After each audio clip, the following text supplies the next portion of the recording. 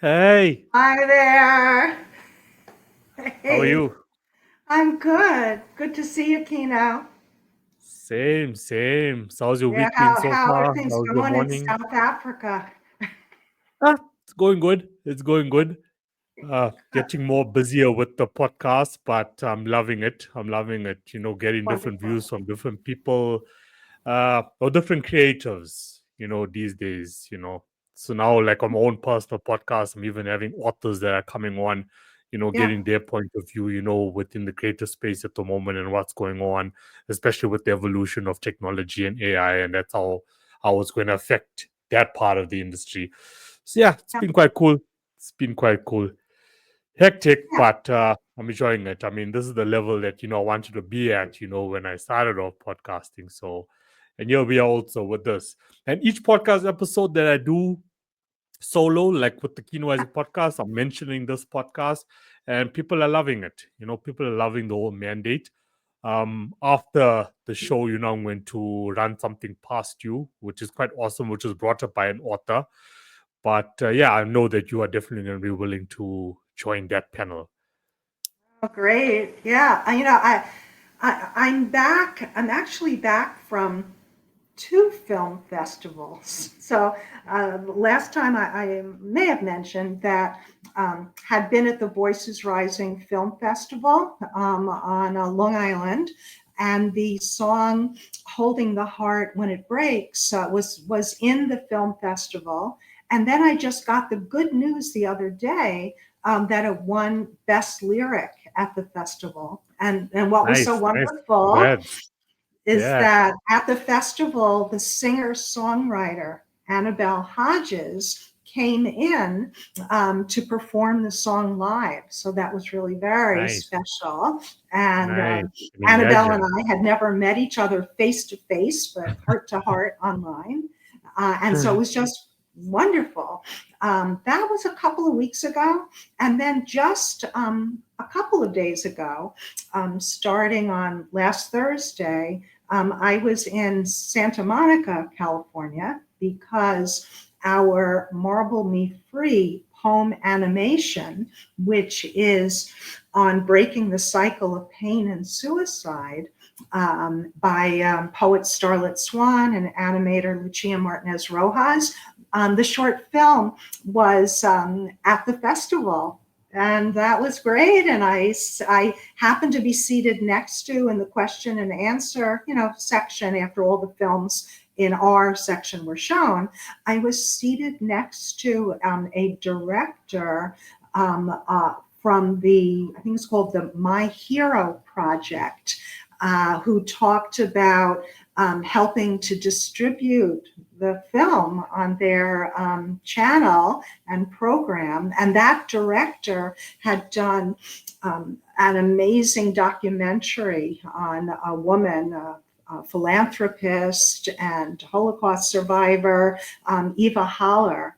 And I just connected with so many people and learned new things, right? There's a mental health stories storyteller coalition.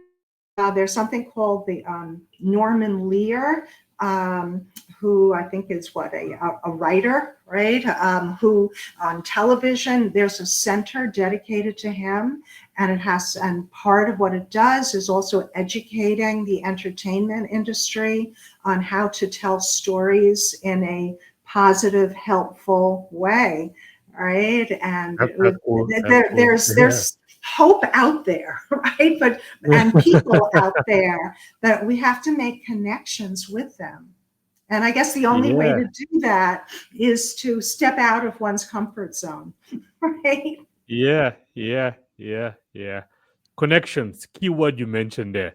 That's why I want to talk to you about this panel, that we want to put together. But of course, off record. Yeah. You're right in what we're saying. The more we connect and network with each other and come together, especially in 2024, where you can do it virtually, any corner of the world, it makes it so much more easier just to get our message across. It helps so much people out there.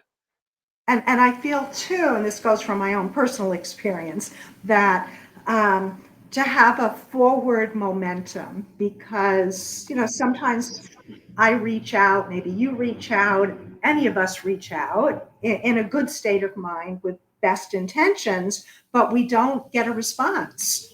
Or maybe Yeah, yeah, yeah. occasion we get a negative response, but we can't give up, No like ways. reach out and then reach out again. It's all about consistency. It's all consistency. More consistent we are with what we do or what anyone actually does, you're going to achieve your goal. You're going to achieve that objective. Yeah, with that in mind, I'd like to share the Holding the Heart When It Breaks lyric video. And again, I'll just give a little background on the song. The song was inspired on July the 26th, 2023. And I had attended an all-day suicide prevention conference here in Oregon. And it was the debut of the Hold On campaign. It had a display table. I had gone to a breakout group that had to do with how to hold space with a person who's having suicidal thoughts and how to support them and in a best way to communicate and have them feel comfortable in sharing how they're feeling and thinking. And then when I came home from that conference, I learned of the death of Sinead O'Connor, and which was shocking that she had died. And a music icon, right, and an advocate against sexual abuse.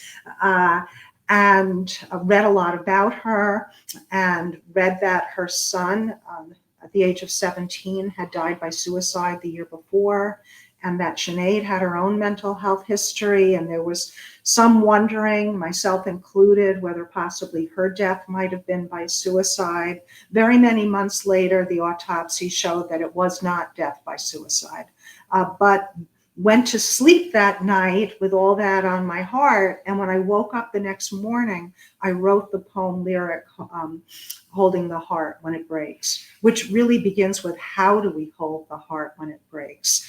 And this song is what was shown at the Voices Rising Film Festival. And as I said the other day, I learned that it was Best Lyric, which is so strengthening to me and the Hold On campaign, because that lyric and getting that message out of caring and support and empathy, and helping, speaking directly to the person that's feeling that, why should I go on living, right? When all hope and love is gone, to have the song be recognized as Best Lyric, I think it empowers the song to reach a wider audience, right? So I'm going to do my best right now to share the song. Okay. Adding it to the stage. And here is Holding. How do we survive and find a reason for living when our hearts break?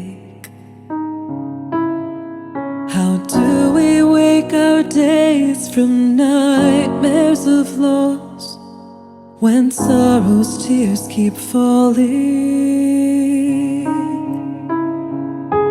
How do we keep loving when we feel all the love has gone away?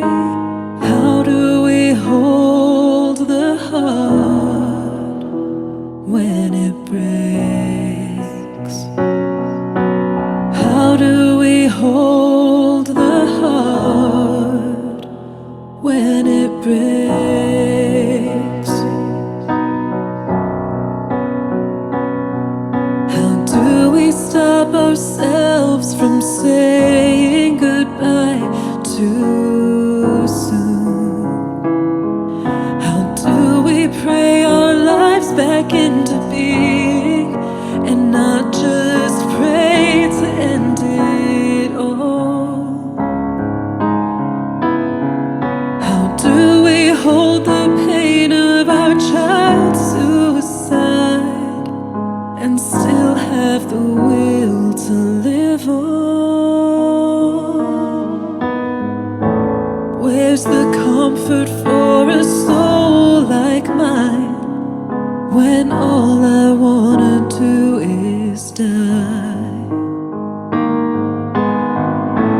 Who can hold the heart when it breaks? Who can hold the heart when it breaks? And yet,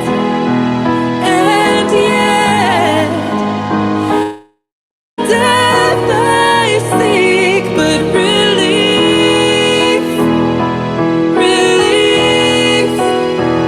from what feels unbearable and unending. So here I am in pain, painting a song with words, offering a melody for all those who are suffering, because I understand how it feels to be human. Wounds and scars, there are many, and I'll never be the same. But I believe there's hope for healing, and with you in my heart, I can still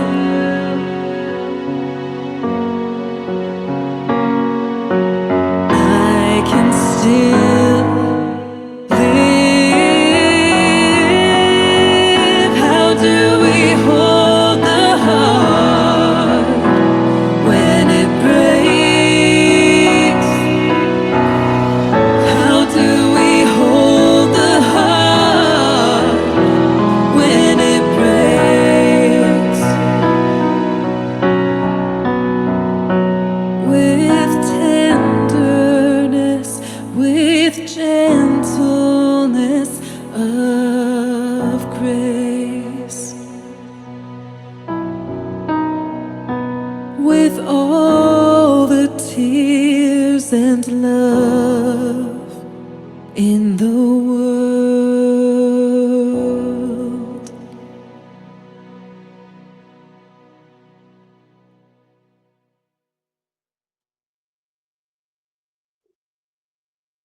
How do we survive and find a reason for living when our hearts break?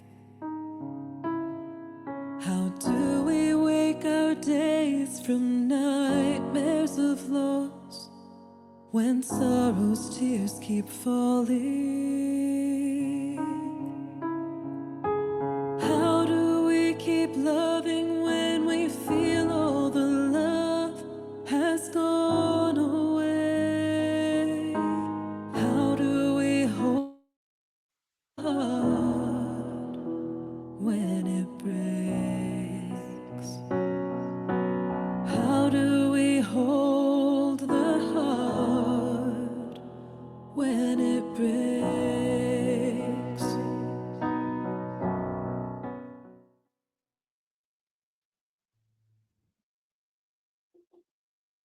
Wow. I'm speechless. Wow. Give I don't me, even think. Yeah, don't even ask me like what do I think about it. How do I feel about it? Because I'm speechless. I'm honestly speechless. You know. as I shared, I wrote the words, I felt the words, right? And have listened and watched the music video so many times, but each time I see it, I feel like crying. Right? Yeah. Yeah. Yeah. Yes, such pain, right? Emotional pain and tragedy. And yet, how do we find the will to live on, right? Yeah. Yeah. Yeah. I just gotta ask, like, if I got suicidal thoughts and my heart is broken, whatever the reason may be, and then I listen to this and then it makes me cry even more, is that a positive or negative for me personally with how I'm feeling at the moment? Like, what's your professional Yeah, opinion on that? yeah. Because I'm sure, like, So you're gonna get some people who are gonna take it in a way where, you know what, there's people out there who feel the way I feel, they understand me, there's help, and you're gonna get a percentage of people that are gonna be like, this is making me even more yes, sad you're than I you're raising already something am. very important. Kino, we didn't show this with the video, but the video actually begins with a trigger warning. And so the trigger warning is saying that the purpose of the song is to help. However, it speaks directly on suicide. And if a person is one, they may not want to watch it because it's directly talking about suicide. And also, if during the course of watching it, they might feel uncomfortable for whatever reason, they're welcome, of course, to turn it off, right? And that Yeah, and yeah, the yeah. goal is for self-care, right? Self-care and for safety. With poetry therapy. So, poetry therapy is a formal discipline in which one has a certification or has done training to be a poetry therapist. Um, I myself have a lot of training in the use of poetry and story for therapeutic purposes. However, I am not a certified poetry therapist, but I speak from knowing a lot about it. That the what you're raising is an important point, which is sometimes if you share, let's say a person is sad, if you share something sad, then the person may feel a connection with, like, I'm not alone, right, in my sadness, right? However, Yeah, you also have to balance that with, is that going to make the person feel even more sad, right? And yeah, yeah. potentially to hurt themselves, right? So a crying can be a release, right, of emotion, right? However, crying can also be, if I start crying, I'm never going to stop crying, right? That's why in the last part of the song, the lyric is talking about, like, how do you help that person? How do you hold the heart? It starts off with all the tears, acknowledging the sorrow, with all the tears and love in the world, right? So, going back to what you just said before, that in sharing the song, would want the person to feel supported by the song, right? And not to feel more desperate about the song. It's repeatedly asking the question, how do we and how do I survive these devastating losses? And then there's that refrain about, it's not that I want to be dead, right? But I want release from the suffering that feels like it's unbearable and Yeah, the pain unending. itself. Yeah. And then Yeah, it transitions into, but I have hope for healing. So, hope, sometimes we think that to have hope, everything has to be hopeful to have hope. But sometimes it's that we can have hope even in the midst of despair, meaning hope for something better to come. It hasn't come yet, but there's hope that it will come, right? And then it yeah, transitions into, with with you in my heart, right? And that you could be many different things, right? It could be the memory of a loved one.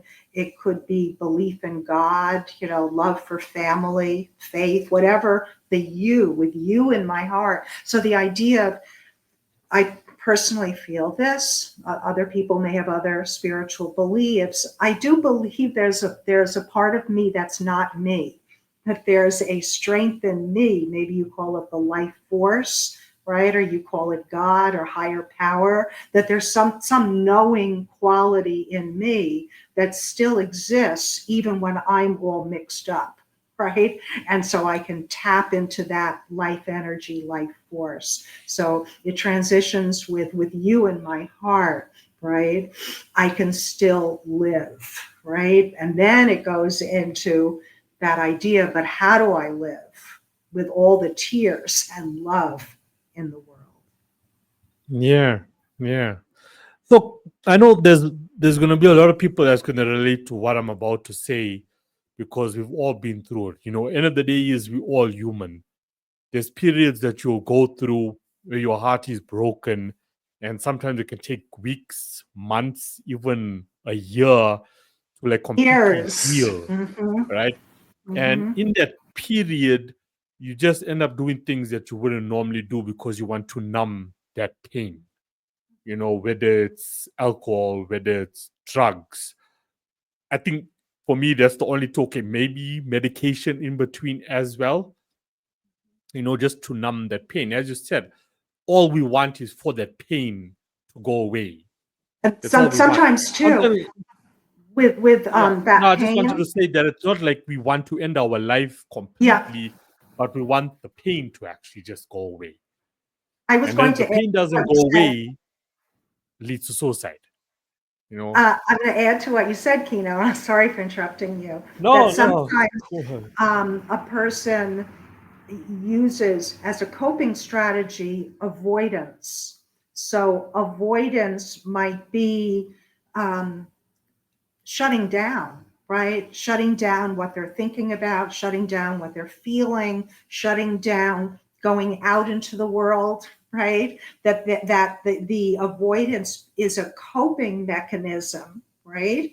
However, if it continues, it could be like being one of the living dead, right? You're alive, but you're not truly alive, right? Because Yeah. you're avoiding any trigger, right? Let's say there's been a severe relationship problem, right?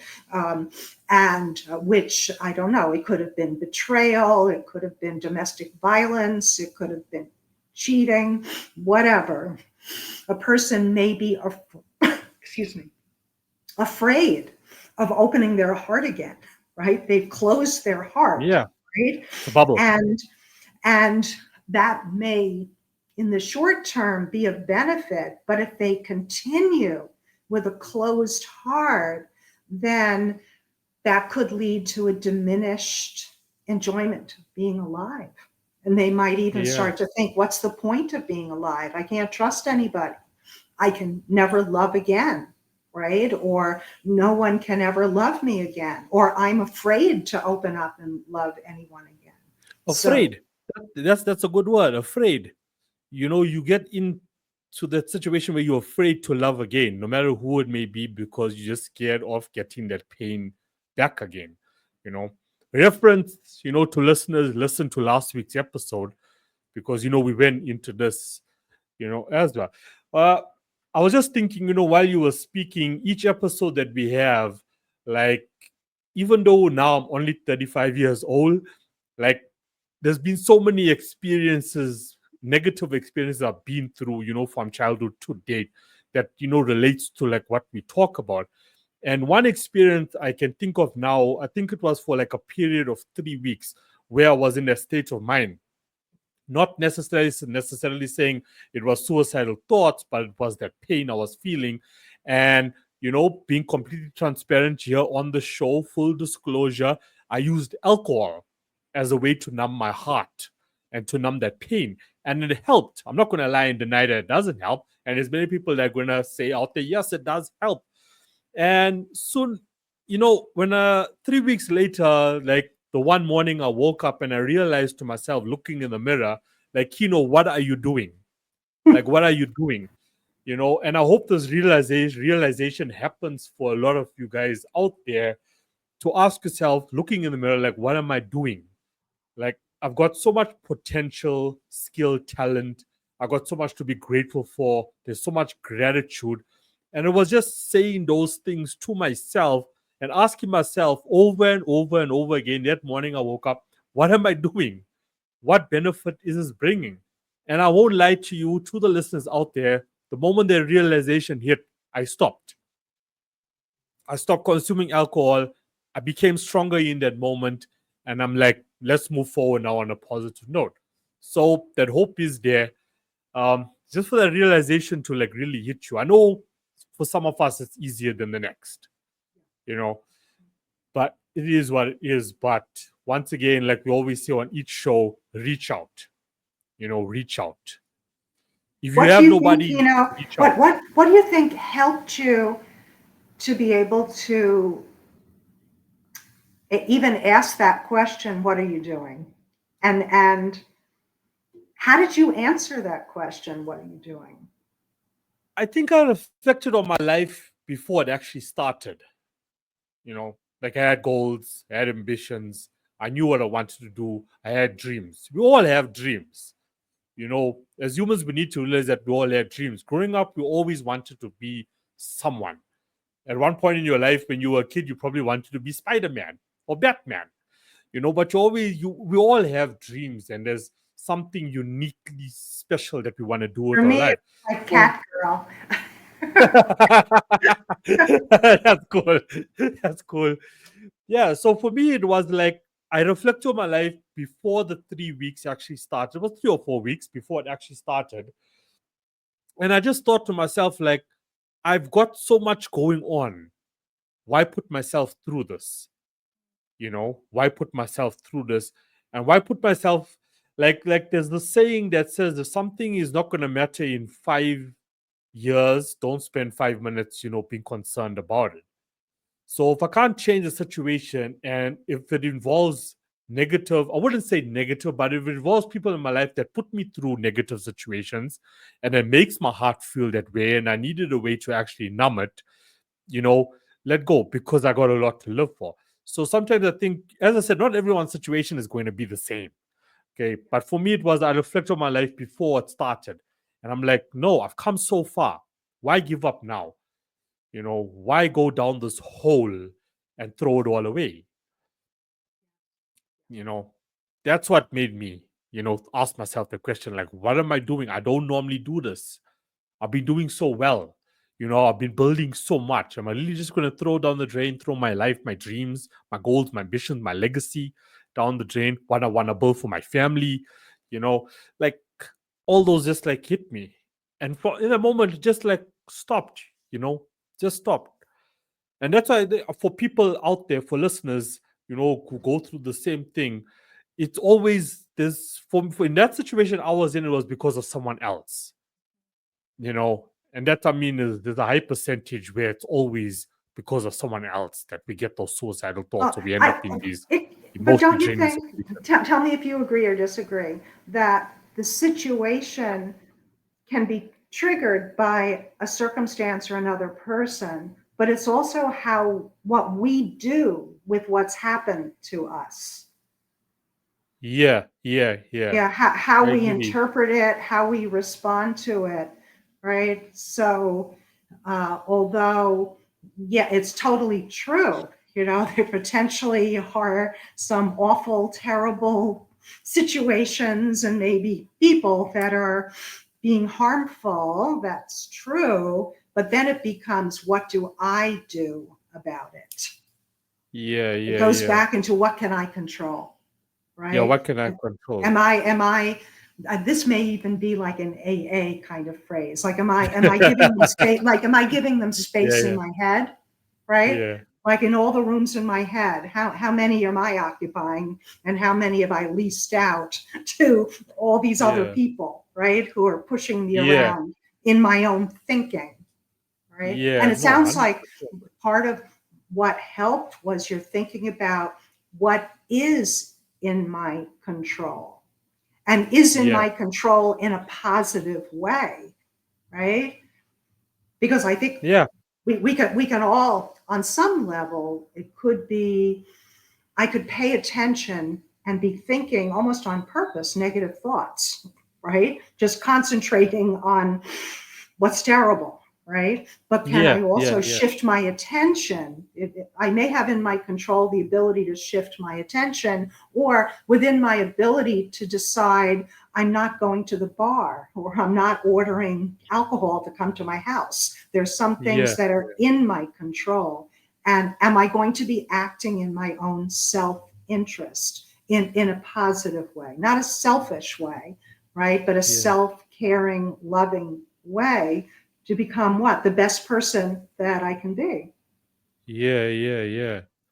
Also, like what you said about like spirituality, that also helped me, So you 100% correct on that, that divine power within you, finding that light, that also helps. But also just to add to, this specific story I'm talking about in my life that happened a while back, it's also that whole of, I trusted in love and I got hurt, and then I trusted in it again, and the same thing happened, and that resulted, in me having that, let's call it a love relapse, I like okay, that I phrase. trusted, A love relapse. I trusted in someone again, whether it was a girl, whether it was my brother, whether it was my sister, and have problems with all three. I'm not just saying my brother and sister because I'm using as examples. It's like no true stories. I trusted in them again, and it never worked out again. You get hurt again. The pain is there, and what next? Then you look for ways to numb that pain. So, yeah, that's my personal story. Like I just love you. Every time we chatting and talking, I think of something, and I just love to bring it up because to the listeners, be human. Whatever you may be going through now, we probably went through the same thing as well. And I think it's So true. ask I know yourself the from my own question. life that sometimes numbing the acute trauma, right, can be something that we need to do, right? If you feel that you're going to just fall apart, right? Yeah. But then we have to be mindful of what's the cost of that numbing, right? Yeah. So becoming, and you're not describing this, but other people maybe might go in a rage, right? They become violent related to problems in their life or anger in their life, or turning to alcohol or drugs, or shutting down or for too long, whatever that coping strategy is. It also blocks us. And I find for myself, this can help, like that fierce determination of like, okay, this happened. It was horrible, and I feel horrible, and my heart is in shatters. However, what can I learn from this? How can I help this never to happen again? How can I make this hopefully the last time this is going to happen, even though potentially it might happen again? But the idea of what is the lesson that is there for me. So maybe it's looking for like glitters of gold, right? Like even one thing for me to learn from this. And I think that can be empowering and can possibly get us back on track, right? Because we're taking our focus off of the terribleness and shifting our focus onto the path of healing, learning, growing, and also leaving it behind. Like some things need to be left behind, right? I love what you want to said share. there. I want to share About with the you, lesson. I want to share something I just thought of. Yep. Yeah, You want to then share it first, or? Yeah, I'll Oh, say must it. I? We're No, I like just want you to competing say, there. what you said about the lesson, and like with my story that I just shared with everyone out there, the lesson I learned about it is choose people wisely. who you want to bring into your life. Choose wisely. Don't just rush into situations because of loneliness, because I need someone to talk to, or we sometimes people can even connect in a conversation, but you really have to give it time to see, okay, is this person fitting in with my life goal, with my life plan, with my divine plan. Sometimes we rush into any form of relationship, even friendships. We need to ask ourselves the question: does this fit in with my divine plan? Does this person fit in with my divine plan? Does this group of people fit in with my divine plan? Because it could end up in a situation where you were like me now. You never really think it through. So lesson is good. I love what you said there about lesson. What lesson can I take away from this? So I want to share with you an experience I had. So I was flying back. Now let me think. I think it was going to California, or it was either going to California or coming back to Oregon, right on the plane. So I'm on the plane and I'm looking out the window, right? And we're approaching landing. And the way that I guess the sun was, there was a shadow of the plane following us. And it was like a tiny shadow, like behind like the wing. So as we're flying, there's this little plane shadow that's following us. And as we got closer and closer to the ground, the shadow was getting bigger and bigger until it finally was the full size of the plane, right?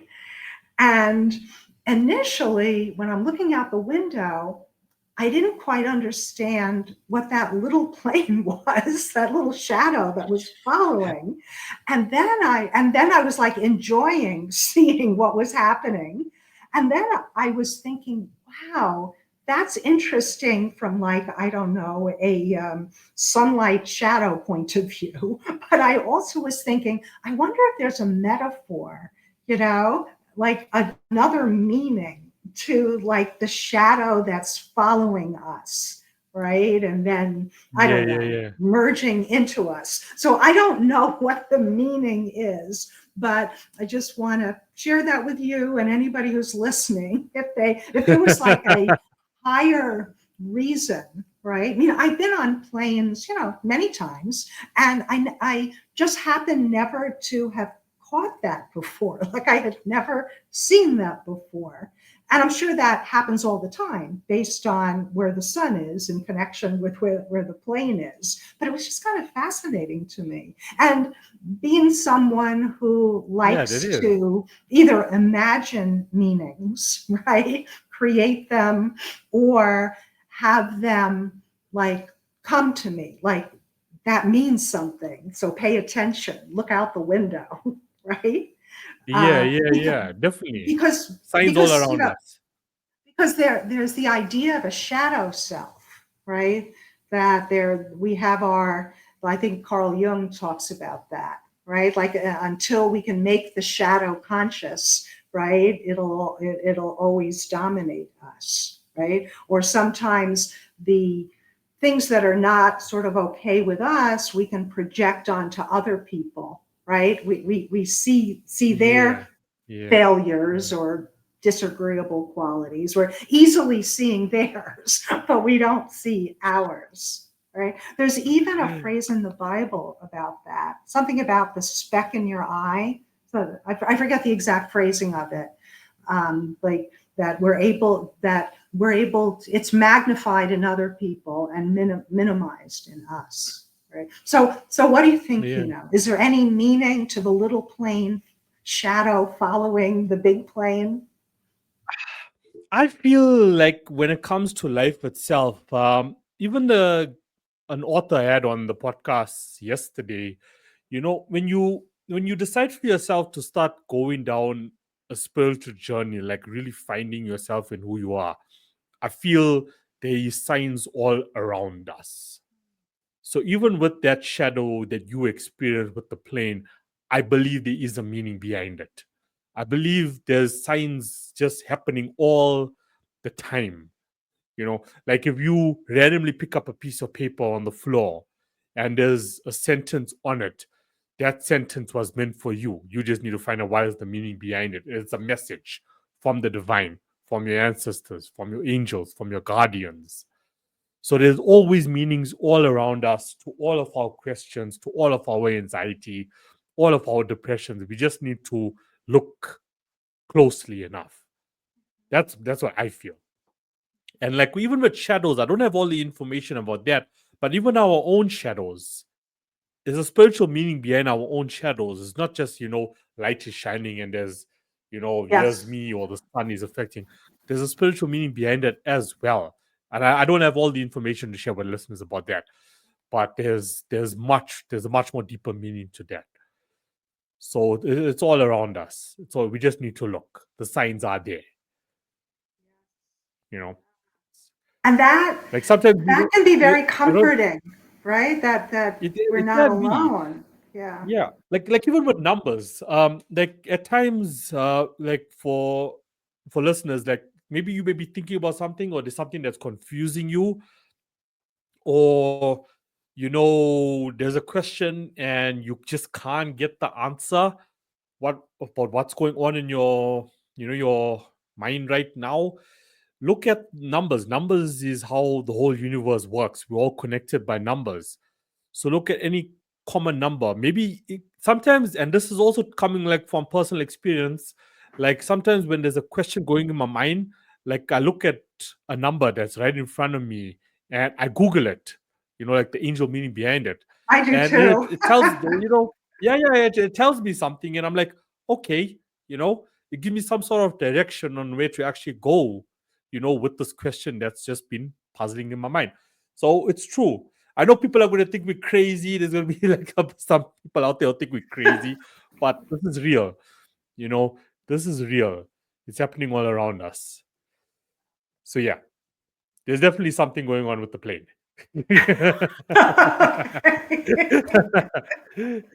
I'm not sure. Like even, I just thought too. There's the airplane, right? Airplane, but we also talk about the spiritual plane. That's interesting. The double entendre of PLAIN, right? And maybe PLANE. Yeah, interesting. It could also be like, what you saw is like a different dimension. It could also be a different dimension. I'm just throwing stuff out there. Yes.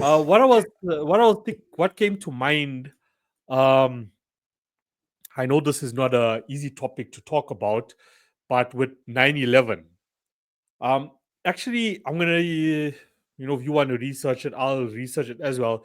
There was a guy who actually painted, and this is years ago. He painted a tower and a shadow, of a flying object going into this tower.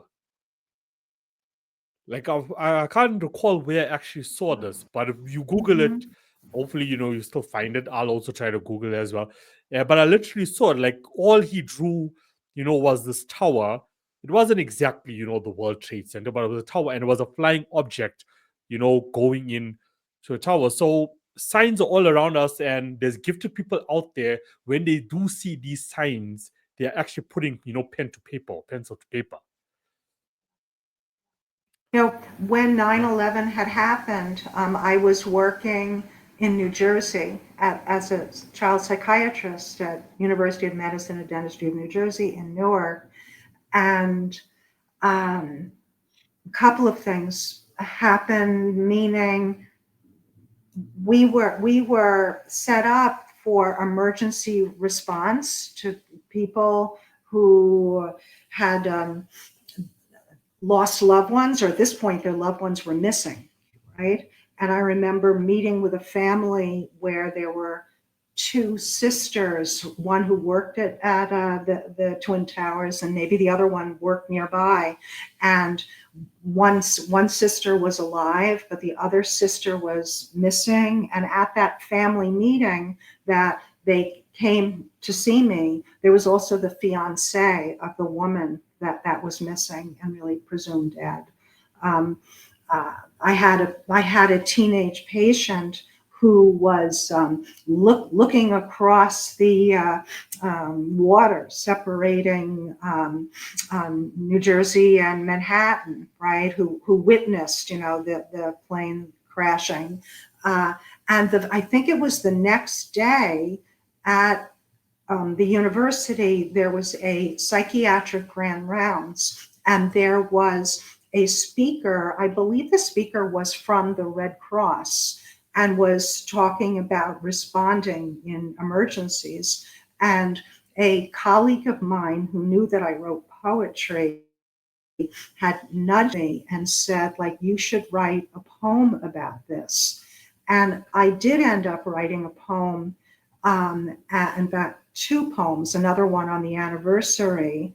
And I had reached out, I think, to, I'm not quite sure whether it was the New York Times or whoever took the photograph. There's like an iconic photograph of the event, and got the permission to utilize that photo, and then had sent the poem itself, I think, to the police or the fire department, or tried to get the poem out there. And again, it's not about, quote, just a poem. It's about the healing power of connection and empathy that can come through poetic writing. Yeah. Maybe next time I can share those posters, of those poems. Yeah. Well, I'm just glad that that time in the world, people like you were around. Like, I can't even imagine. Can't even imagine what people may have been or was going And through. and when I would be driving to work, coming from where I lived in New Jersey and to Newark, every single day I was passing a clear view in the distance of the Twin Towers and its destruction, which of course is the aftermath, like a physical aftermath, let alone the emotional loss of life. So I'm not comparing seeing this, the building structure collapsed in any way compares with the reality of what people had lived through and were grieving. But sometimes those reminiscences or having something repeatedly in your face, right, in a way can help strengthen you to want to improve things. You know what I mean? Like that never again idea of, I can close my eyes and not see this, right? That's one choice. But is there another choice of what I can do? Even if that's a very small thing that I can do. Because I want to segue into the idea of sometimes people think, and maybe you and I have thought this too, like, what's the point? Am I doing any good in the world? Or there's so much messed up. What difference does it make, the little tiny thing that I can do? But I like to believe that any act of kindness, no matter how small, is of benefit to the world. 100%. Like, I understand, people out there got their lives going on for them and we have busy schedules.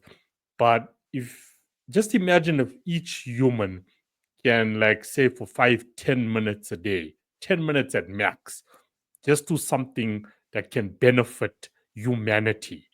If each person does that small period of time, it does a lot. There's impact in that. There's impact. And humanity can be just one person, right? One act towards a person, or one act towards our environment, right? Yeah. once again, deja vu, which is what I said to my guest yesterday, but you also a writer yourself, all have said, he's saying the same thing, the same thing, just as what you just said. I think So too something in common. that act of kindness not only helps the other person, whether they might know it or not, right? Because the act of kindness, I think, should not be done for benefit, like, oh, you're such a great person, thank you. But just to do what's loving kindness, like to express that as just part of one's essence of who one is. So it can benefit the other person. But I think it shouldn't be a but. And I think it also benefits us, right? Because we're being more of who we are and on maybe a spiritual sense meant to be, right? Are we meant to be spreading hate? Or are we meant to be spreading love, or at least non-judgment, right? Don't make things worse. And also if I'm thinking, oh, what's the point, right? I'm not accomplishing anything. If I can remember that I acted in a kind way towards someone, like a storehouse of kindness, then I think that would help a person potentially go, well, okay, I did this, right? There's something good in me, right? Yeah. Somebody recently posted something on the Hold On Campaign Facebook page. Might have been a message to me. And they said something about, like, am I doing any good? Right? Am I doing any good? Like, what's the point? Am I doing any good in the world? Yeah. And my reply had to do with, like, because they also talked about their purpose, right? And I said something about that's like a life journey of discovery, right? And then my second sentence was, any act of kindness, no matter how small, right, is beneficial, right? And 100%.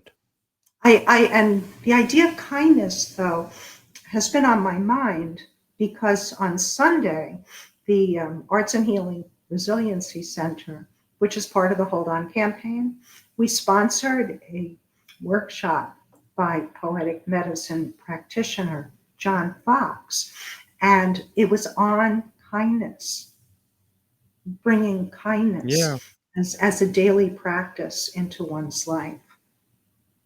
Right? Daily. So yes, daily. Yes, not when you feel like it.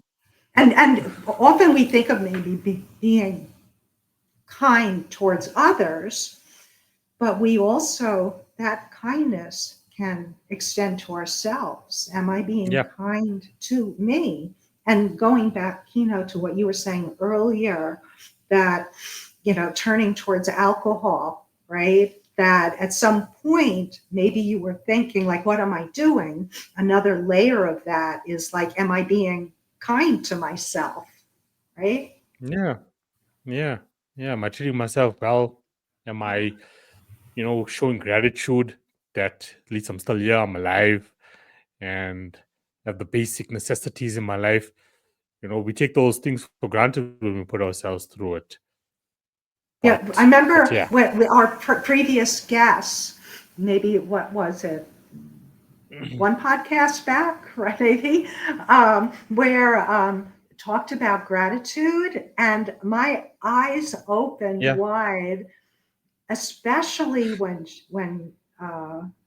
one of the twins was saying, like, gratitude for, like, the chair I'm sitting on, right? Or for the cup of tea that I'm drinking, right? Or gratitude that my eyesight is good enough that I can see you. I mean, just gratitude on very basic, real things, right? It doesn't have to be like gratitude or ingratitude, like, oh, I didn't win the lotto, or yes, I won the lotto. Right? It could be gratitude that, I have some comfy clothes to wear today, right? Or I have an umbrella to help me when I go out in the rain. But I don't think that's silly. I think that's profound to have that kind of gratitude. It's so powerful. It's so powerful.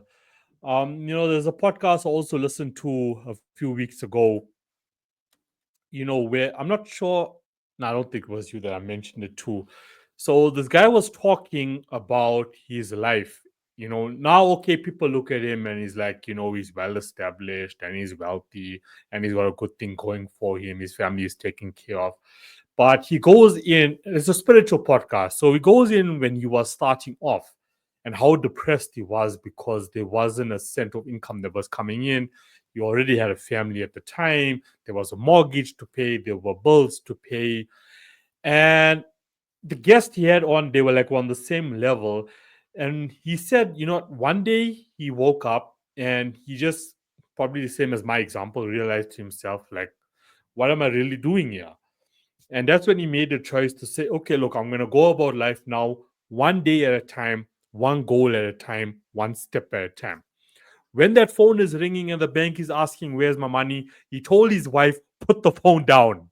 Put the phone down. Because he had a realization. If I don't have the funds now to barely put food on the table for my family, how am I going to pay the bank? So I'm going to stop focusing on all the things I can't control at the moment, which is my debts, the mortgage, the bank, and so on. And I'm just going to get up now and one day at a time, one goal at a time, one step at a time. That's how, listeners listening right now need to take their life if you're going through something similar. And now that we're going into like the roots of what leads people to suicidal thoughts, finances, I also want us, the next, I know we have like 2 guests lined up for the next 2 weeks, but when it's us again, like even finances, financial distress also leads to suicidal thoughts. It's like, one of the topics I want to discuss and how we can get around this. And once again, I'm going to share personal experiences, because I've been through these things, I still go through these things, but I'm still here on the podcast, still smiling and having a good conversation with Diana, so it's one of the things. So okay, yeah. So well, once again, I know like our podcast has gone like astray, but we've had a powerful podcast. So I mean, for the listeners, we last week's episode we were talking about veterans and PTSD. So I don't feel we'll have the time, to get into that. I think that we need a whole hour on that, especially with like all the information that I've gathered, which is good because then give me like more time to actually spend on it. Why do veterans come back and suffer PTSD the way they do? And of course, within these notes is also solutions on what the veteran themselves can actually do for themselves and what their family and friends can actually do for them to assist them. And And is there enough? also, it not only the veterans, but people who are active in the military now are dying by Yeah. suicide. Yeah. So I feel like, okay, so, we got 2 guests lined up over the next 2 weeks. The episode after that, we can just like put it down to veterans.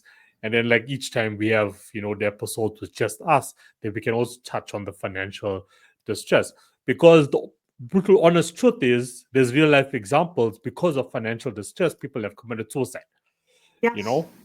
Yeah. not realizing that it's not the end of the world. Like no matter how high that debt you think you're in, at the end of the day, it's not worth taking your life. Don't get sucked into that system and the debt collectors are calling you and they want to repossess. Chill. I know easier said than done. Chill. Just like that episode I listened to where this guy was like, whatever. I laughed. I laughed Yeah. when he said he told his wife, when that bank calls and they're asking for their money, put that phone down. We're going to take this day by day, goal by goal. And today he's a multi-millionaire. He's living in a $4-5 million home. He's got an awesome podcast, educating people, telling people about his experiences. And that was a self-reflection for me. But this I'll bring up, in the episode when we talk about the whole financial distress, because it's something that we all go through. Especially like if you're an entrepreneur and you're building a business and you're building a dream, it's something you're going through. And suicidal thoughts or depression and anxiety is part of the game. So how do Yes. we actually handle it? I'm looking forward to that podcast. Yeah. I am. Yeah. And I have, Yeah. I'm getting like almost a visual of, talking back to suicide where you have suicide in the middle, right? And then in the periphery are all these different things, right? What could be, relationship, mental health, financial, housing, right? Employment, anxiety, depression. I mean, Yeah. all sorts of other, like a larger circle, right? Of all these elements, which perhaps also in combination of potentially can lead to suicidal thoughts, right? And suicidal behavior. Yeah. So the Yeah. talking back, it's multifold. There's so many things in the conversation that need to be spoken about. I'm even thinking with Yeah. financial problems that a person may be thinking, well, if I kill myself, my family will get my insurance, my life insurance, True. True. True. True. right? Yeah. But please It's don't a good kill point you mentioned. yourself, right? That's Yeah. not the way to go, right? But I mean, now, even, I mean, these days, globally, the insurance companies have actually gotten smarter with that as well. They're not going to pay out your family if the death was by suicide, you know. So you mentioned something very true there. So I think that number has actually grown for the insurance companies to say, look, okay, if the death is by suicide, there will not be a payout. So that makes so much sense now why they did that, because that I number want has to grown. add something else very recently, at least in the United States, also to around the world, but political climate, right? What's happening politically in one's country, that people can experience severe distress, right? I know there's a lot of strong emotions, one way or the other, in the United States right now related to the election. And some people have even shared with me on the Hold On campaign Facebook page, thoughts about killing themselves related to the political climate now. But again, hold on, do not act on those thoughts, right? I like to believe, Yeah. and I believe it's true that we didn't birth ourselves, we got born, right? And we're here for a purpose, and that the world will be less with our departing it, Yeah. right? So in some way, there's a responsibility perhaps to be alive in order to Yeah. do Yeah. some good, no matter how small or large that is. Yeah, I mean, look, when it comes to politics, each country has, its issues, it's all over. But also, I mean, for those who are reaching out to you, stating that sort of, stuff of how I want to kill myself because of, what happened with the election and so on. Also, reference back to last week's conversation that we had with the twins, when we actually said that, look, don't let that define your life. Don't let another person, don't let a politician, don't let government define your life. You are here for a reason, and whatever your goal and objective to do with your life, you can do it without them involved in the picture. Too many people globally, and that's just how the system. I'm going to be controversial again, but also reference back to last week's episode. Is just how the system has been designed, where humanity has become dependent on the minority of the world. When you really think about it, it's the minority. But if the majority actually stands together and starts thinking for themselves, hey, hold on, wait, something doesn't make sense here. Why should I listen to what you guys are telling me to actually do or go about life? Because you're actually causing the divisions. And this is happening in every country around the world, and just come together, because that's the majority. That's where the power actually is. So no one should ever allow, any politician, anyone around the world. I know we all have our own views and opinions and so on, which is cool. And we should all just respect each other's opinions and views in a respectful manner. This Yeah. actually came out last night as well in that podcast, in a respectful manner. But this was actually more on religion when we were chatting about it last night, where I had an opinion, the guest had an opinion, but we respected each other's opinion. Not, oh yeah, you this, and you that, and watch what I do to you, and I'm going to shoot you. We don't need to do all that. Come on, guys. We don't need to do it. Respect each other's opinion. Be one, and know And where in the a majority in a actually circumstance, in a circumstance where that other person is unable to be respectful after a couple of reminders of needing to be respectful, it's okay to keep ourselves safe, right? And say Yeah, that yeah, yeah. person is not going to be part of my inner circle. 100%. 100%. You know, it's the same like what I told my guest last night, who's Oya, who was an author, is that, like, as you said, your circle. Like, I would also end up in a situation where I'll be surrounded by people and everyone has their view on whether it be religion, whether it be on politics. And I'm always willing to listen to what people have to say. And I respect what they have to say. Cool. It doesn't mean I'm going to love you less just because I disagree with you, right? But I always end up in the situations where the moment I give my point of view, I'm hated. Now I'm hated. So what you said about, just your circles, watch out for that. I think that's a good place to end for Yeah. today. It's good. We continue yeah, next. yeah. Yeah. No, I think we had a good episode. So I mean, we have awesome guests coming up over the next 2 weeks. That's going to be quite cool. And then we'll touch on the veterans, which I feel, was a very important topic. And of course, the financial distress. Like I've made a note of that as well. We'll touch on that. So Okay, yeah, thank this you, has been great. Pino. This has been great. And thank you, everybody listening. Thank you. yeah. And keep supporting, keep holding on, and reach out. We always concluded reach out because there's a lot of Yes. stuff that people can't get through alone. There is nobody. So please always reach out on any of the accounts. Hold On campaign, the website, or the Facebook page. Facebook page. Reach out Yeah. to my personal account. Anywhere you feel like it, reach out. Okay. So I'll catch you on the other side. Bye, Kino. Yay.